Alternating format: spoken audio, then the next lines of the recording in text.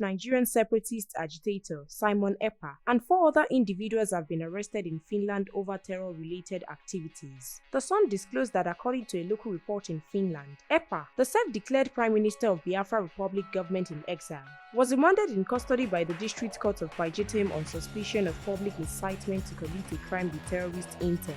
In a Thursday statement published on its website, the Central Criminal Police in Finland said it arrested 5 persons on suspicion of terrorist crimes. The police made it known that claims will be heard in Pajetem District Court today, November 21st.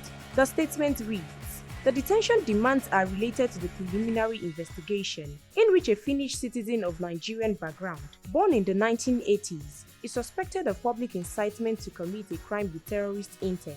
The police suspect that the man has promoted his efforts from Finland by means that have led to violence against civilians, as well as other crimes in the region of southeastern Nigeria." The statement quoted the head of investigation, Crime Commissioner Otto Uton, from the Central Crime Police as saying that the man has carried out this activity, among other things, on his social media channels. 4 other persons are suspected of financing the aforementioned activity. All 5 suspects of the crime have been arrested during the beginning of the week. International cooperation has been carried out during the preliminary investigation, the statement added. Stay tuned to NaijaNews TV for more news updates.